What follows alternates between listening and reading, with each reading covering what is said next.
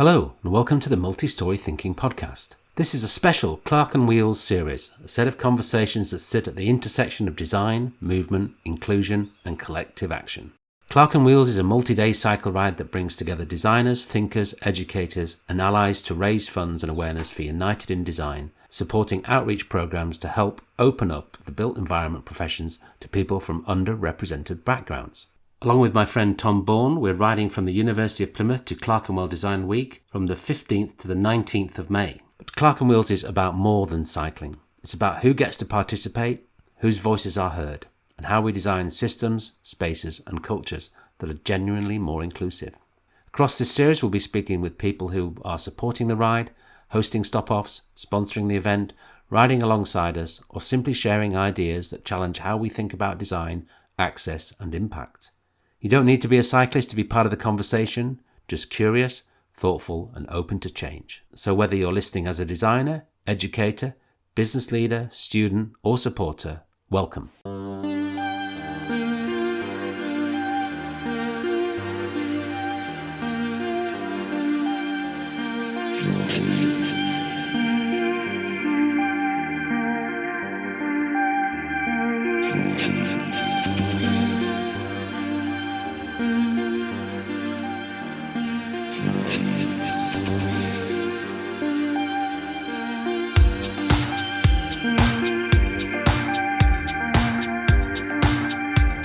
Ali Milam is the Managing Director of Porta Romana, a Hampshire-based company with an international reputation for making beautiful handcrafted decorative lighting and furniture for the interior design industry. Founded in 1988 by Andrew and Sarah Hills, Porta Romana has continuously grown and evolved and produces lighting and furniture with a commitment to craftsmanship and collaboration with talented artisans from around the globe. Porta Romana have supported the United in Design's Internship program from its inception in 2020. I interviewed Ali in February 2026 ahead of our 5-day cycle ride to raise funds for United in Design's outreach program. In this episode we discover how Porta Romana got involved with United in Design's Internship program, the profound impact this partnership has had on both the interns and Porta Romana, the unexpected benefits and the importance of fostering connections within the design community, and why, if an idea sounds totally bonkers, it might just be worth getting involved with.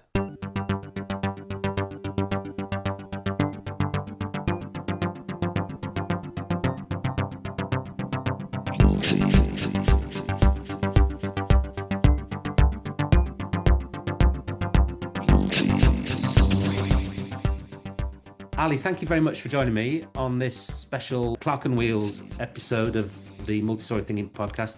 I was really fascinated to find about what you do and when we met that first time, but you've been involved with United in Design for some time, and obviously you were at that 5th anniversary evening that we attended when we launched the Clerkenwheels project. And you very kindly came up and spoke to us afterwards. We're going to be involved with you on the ride, which is great. But can you give us a bit of background on what you do as a company and also how you got involved with United in Design in the first place? Yes, Jonathan, I'd love to. I'm just going to say it was brilliant to meet you on that. I think it was back in November. Yes, yeah. At the 5th anniversary, because just immediately it kind of felt really inspiring to be connected. So in terms of what Porta Romana do, we've been established now for 38 years. Andrew and Sarah Hills founded the company in 88, and we have always made beautiful things. People know us for our lighting first and foremost, but we make a beautiful range of furniture as well, and we work with a huge range of very talented artisans, craftspeople. Some of those are here with us in-house in Farnham, and we work with independent artisans working out of their own studios as well. Many of those in the UK. We do go further afield. For example, we work with glass blowers in the Czech Republic, brass casting in Italy. For us, it's a case of going to the places where those skills are. Yes. And that's, I would say, is very much been the ethos behind Porta Romana in terms of finding that talent, that skill through the years. And we've got an amazing network of makers. So in-house here at Porta Romana, our team is about 120 in total. And I guess one of the things I've always thought really special about the business is that we do everything from the design through to the making, through to dispatching and delivering to the end client. We're working with interior designers right around the world. And I would say, I think around 50% of our business is overseas. So it's that lovely connection of creative people, from our side, the design side, through to the incredible projects that our pieces find themselves in. So amazing business. I think looking on your website, there's that element of craftsmanship is evident. There's lots of great films about the process, which is really exciting. And just going back to that United in Design event, we were very excited. First of all, we were launching the concept, not knowing how it would land, and for you to come up and be so enthusiastic, and also by chance, more or less on the route that we're going to be taking, which also helps. But it's going to be a great opportunity to see some of that manufacturing and craft in action when we arrive on day 4 of our challenge. But your connection with United in Design, you've been involved in that for. Well, give us a bit of overview of what your involvement is, and also the background to why you got involved. That's what I'm really interested in. Yes, of course. We got involved really right from the very inception. So when Sophie and Alex were just setting up the charity, which was in very direct response to the murder of George Floyd, the protests around that, and then, of course, the kind of real rise of consciousness around the Black Lives Matter movement. I remember we obviously all felt very moved by that particular turn of events, but for us it was really fantastic to sort of see Alex and Sophie come right out quite quickly, I would say, with a very practical kind of initiative to sort of spearhead how we could be changing the face of the interior design industry. I remember becoming aware of that, and I guess it sort of in many ways taps into the sort of ethos of the way we work at Porta Romana. It was kind of just obvious that we would be involved and we would support United in Design. So we've now been involved for 5 years. The connection that we have is through the Career Pathways programme, which means that we host an intern every year as part of a rotation. So the interns are spending time in several different businesses, getting a really lovely kind of breadth of experience. And, I guess that's one of the things that I feel very proud that we can really add to that experience as a manufacturer, we've got as a sort of, we're a bit of a machine when it comes to the sort of sales and marketing, of course, of all these artisan products that I was talking about, but that takes a lot of work. And it means that, the interns get a real insight into the full breadth from making to selling to delivery. So that's how we've been involved, from the outset. And, and the intention is that will, continue indefinitely. And we get really excited about factory visits and seeing things made. I mean, that gives invaluable sort of contextual experience, doesn't it, to designers, to see the actual products running through the machine of the factory, the processes, and helps, I guess, to understand the context of what you're specifying, and value it more as well. Yeah, absolutely. Yeah, I mean, for us it's a complete win-win, because what's amazing is that UID are putting us in touch with really talented individuals, so we get the benefit of their talents and experience and sort of fresh ideas, fresh eyes during that period as well. And there is no intern that we're not still in touch with. Right. It's brilliant to see them going on to forge really interesting careers within the interior design industry. Yeah. There's obvious benefits for the participants, getting experience, but are there any sort of surprising benefits that you weren't anticipating from being a part of this?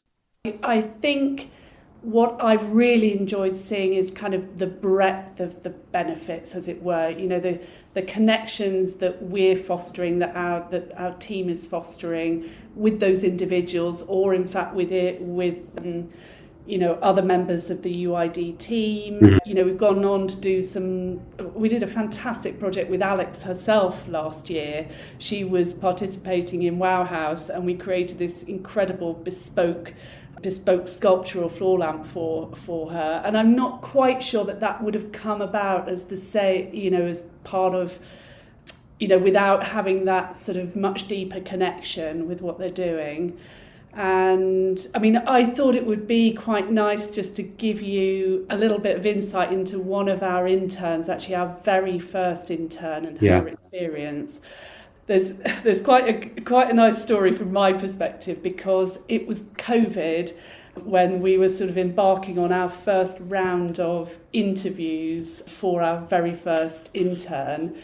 And I found myself on a Zoom call with Catherine Pooley, with Peter Mikic, and with Kate Guinness. So, you know, complete interior design icons of mine. I mean, I felt intimidated. I didn't know, you know, thinking about all the interns that were being interviewed by us. Yes.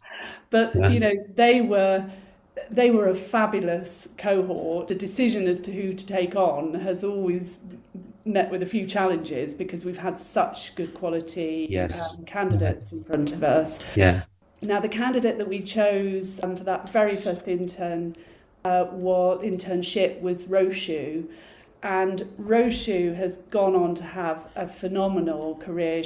When she finished her internship year, and that for her was those four different placements, she then worked with Peter Mikic's studio for some time. I know that she went on then to work with Rachel Laxer as well, who's working with design studios both in London and New York.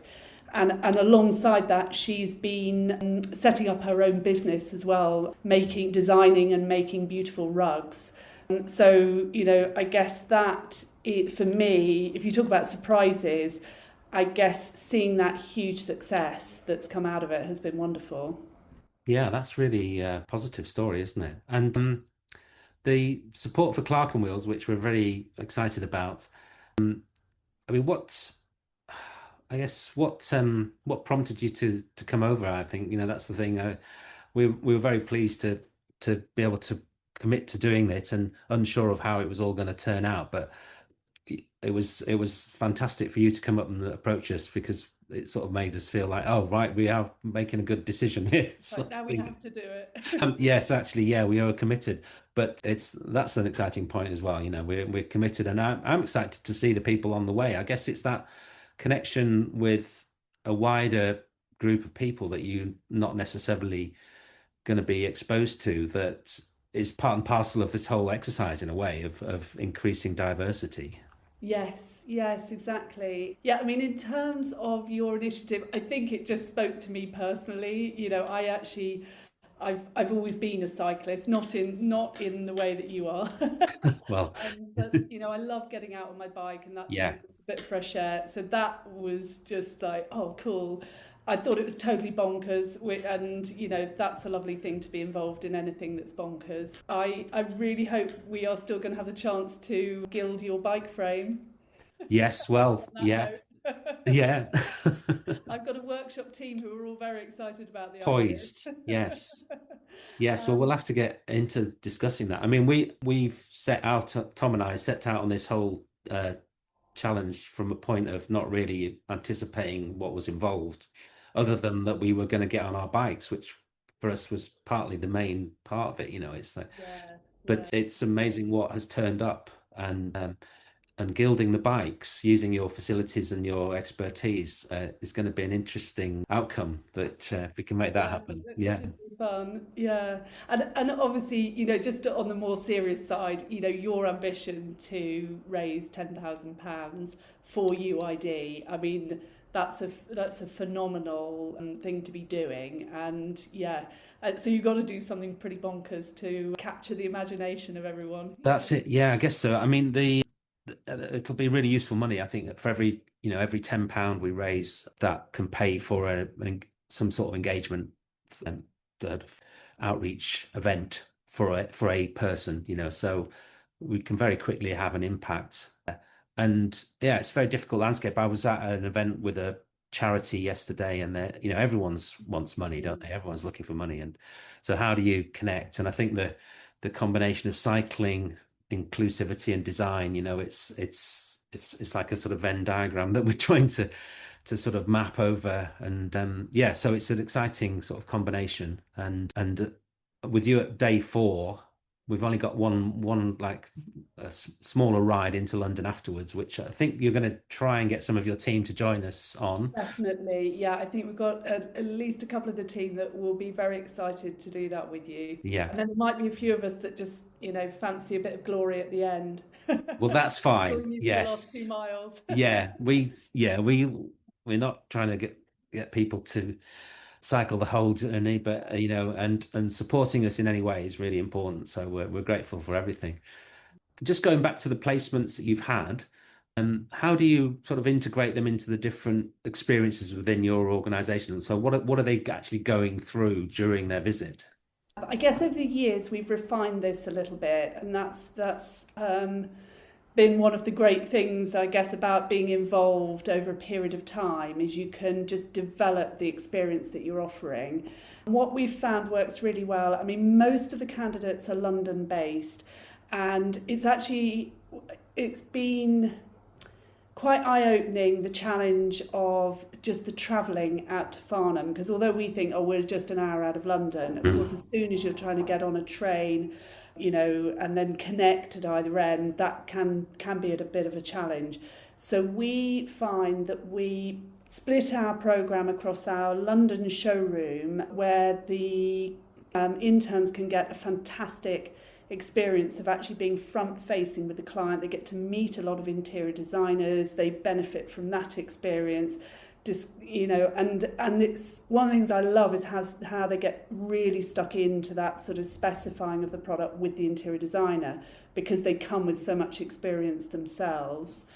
And then we marry that up with making sure that they get some really valuable experience directly in our marketing department and in our product development department as well, because that, I guess, feels that it covers the breadth of what you would expect a design student to be wanting to develop their skills in. The marketing is obviously, it's crucial in whatever walk of life you end up in, and the product development is actually where we can really align sort of the skills of our team and with the talents that the interns are bringing themselves as well.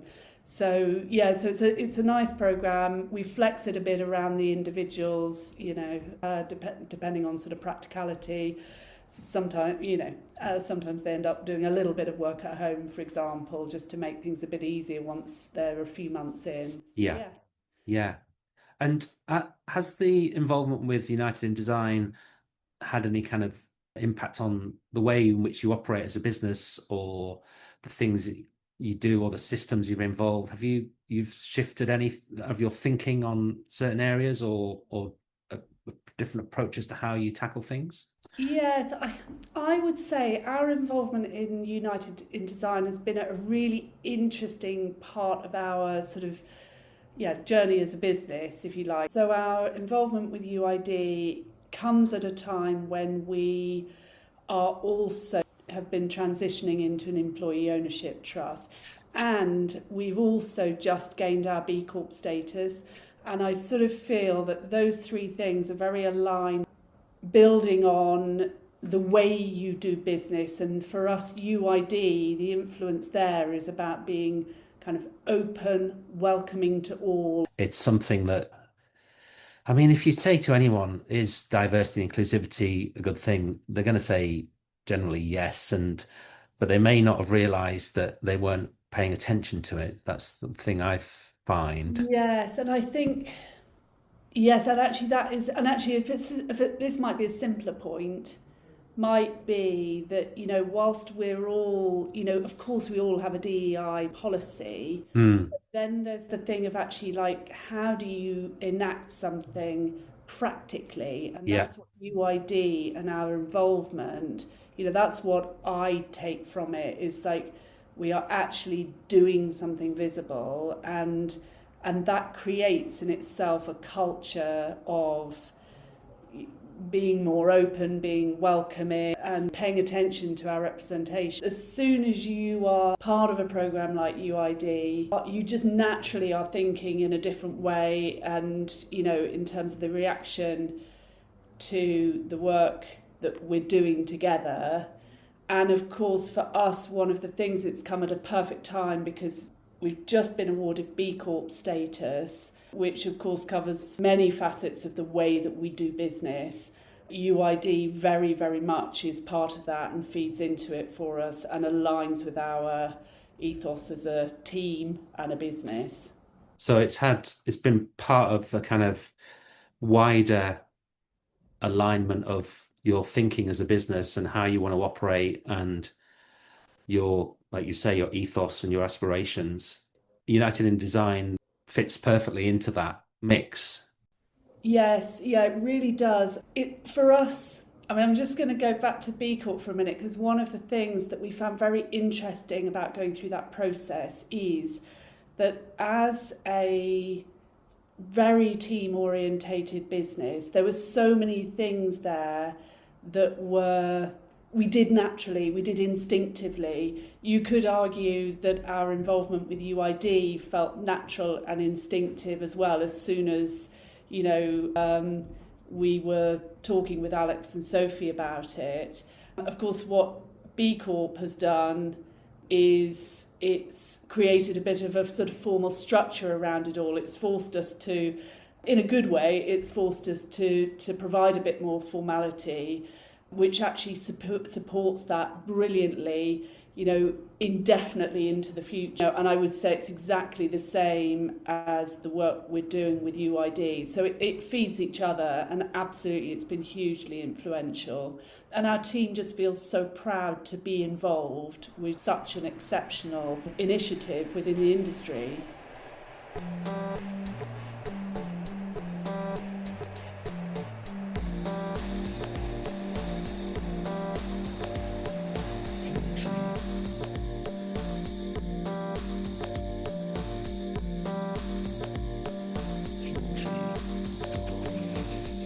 I'd like to thank Ali for taking the time to speak to me.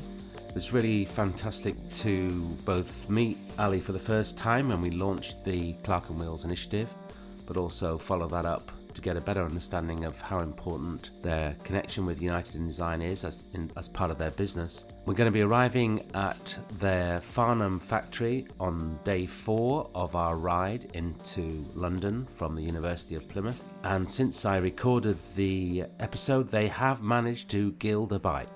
We have a bike that's been donated by Condor Cycles, and that's going to be sprayed up in the Porta Romana spray shop with a custom finish, and then we're going to raffle that bike off to raise more funds. If you've enjoyed the conversation, you can find out more about the Clerkenwheels ride, the route, the people involved, and how to support the project at clerkenwheels.com. We'll be riding from the University of Plymouth to Clerkenwell Design Week, setting off on Friday the 15th of May and arriving at Clerkenwell Design Week on Tuesday the 19th of May. You can get involved in lots of ways: by donating, sponsoring, sharing the story, hosting a stop-off, or simply helping to amplify the message around inclusion and diversity in the built environment. You can also find links to United in Design, whose work this ride directly supports, helping to create clearer, fairer pathways into creative and spatial professions. I'd like to thank the team from United in Design for supporting our ride, Sophie Ashby and Alex Dawley, and behind the scenes, Eman Akbar, who's been working tirelessly to put things in place, Julianne Webster from Industry Publicity, who's helping us with the marketing and PR of our initiative, and Tom Bourne from Select First, my co-rider, for thinking up the idea, coming up with the name, and keeping me motivated whilst I try to do my training. If you found this episode valuable, please subscribe, share it with someone who might enjoy it, and help these conversations reach further afield. Thanks for listening. Bye for now.